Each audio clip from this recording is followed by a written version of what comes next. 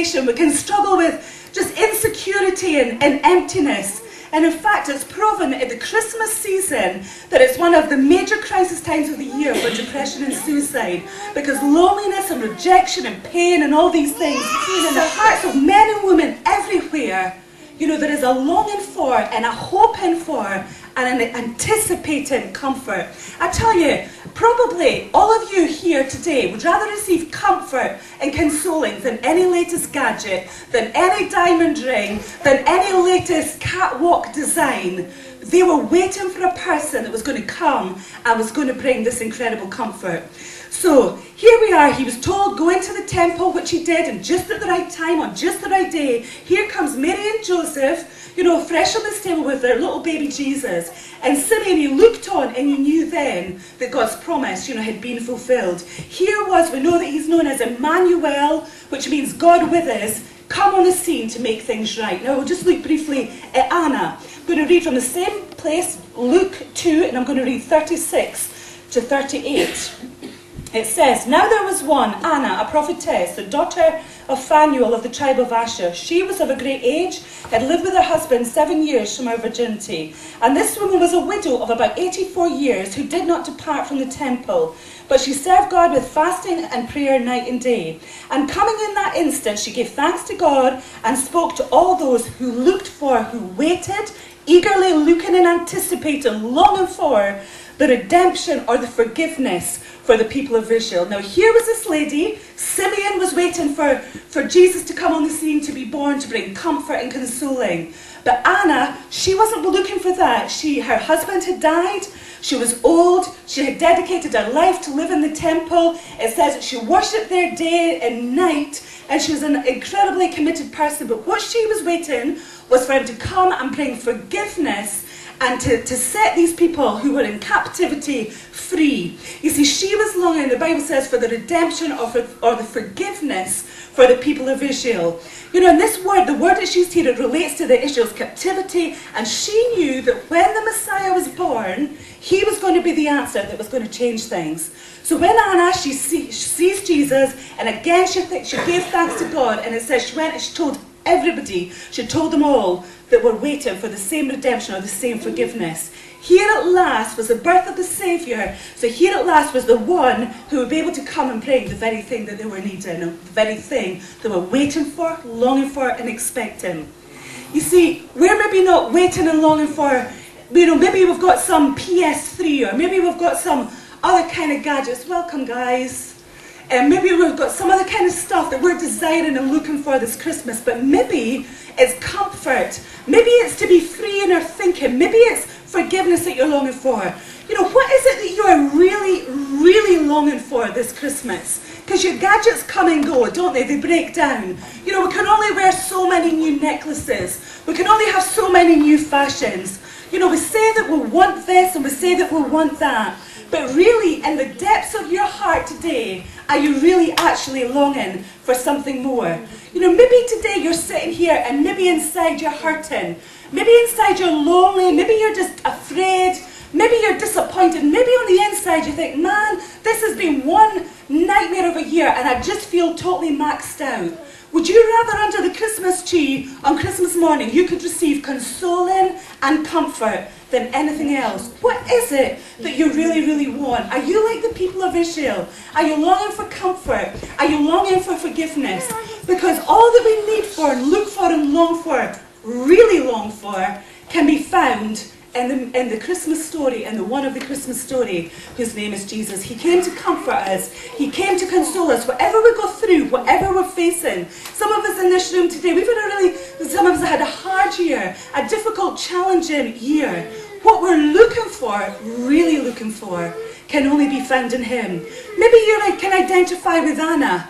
Maybe you have lived this year and you've got such guilt. Maybe you feel shame. Maybe you've got regrets. Maybe you think, why did I do what I do and why have I lived the way that I've lived? Maybe, you just feel like so sick and disappointed with yourself. Maybe on the inside of you, you're all tied up in knots and live in fear and live in paranoia.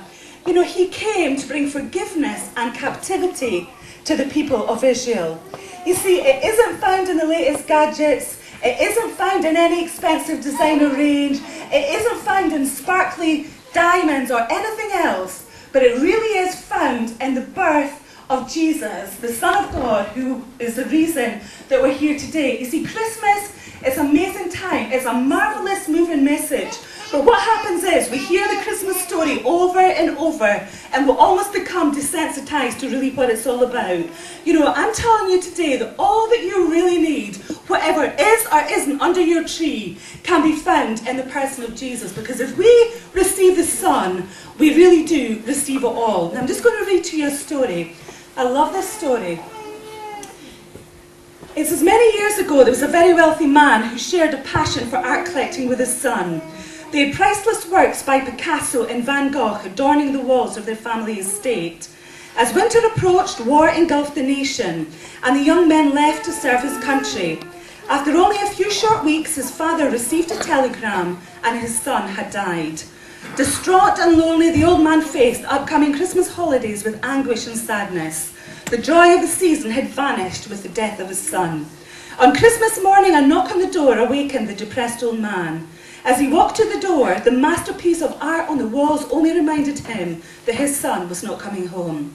As he opened the door, he was greeted by a soldier with a large package in his hands who said, I was a friend of your son. I was the one he was rescuing when he died.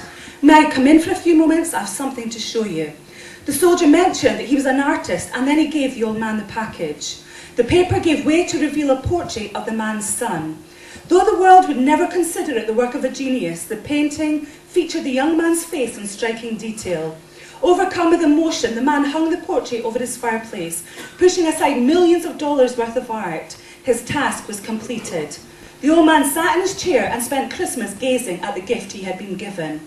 The painting of his son soon became his most prized possession, far eclipsing any interest in the pieces of art for which museums around the world clamoured.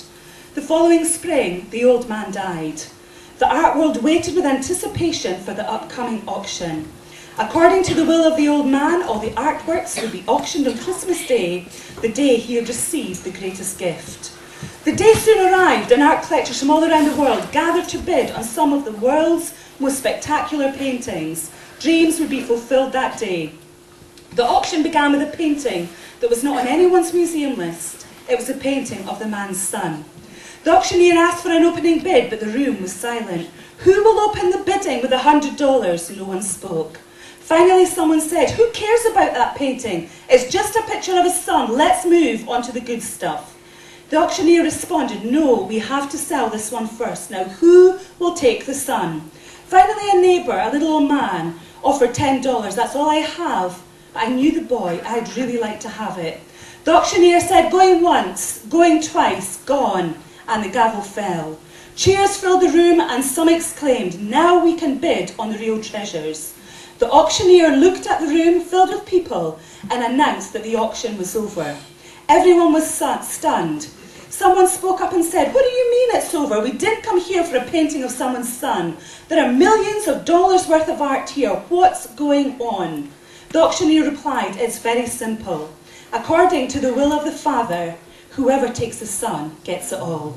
Put things in perspective, the message is the same this Christmas. Because of the Father's love, whoever takes the Son takes it all. You see, this is an amazing story, and this is really what I'm saying today, that everything is in receiving and acknowledging the Christmas story and the birth of Jesus.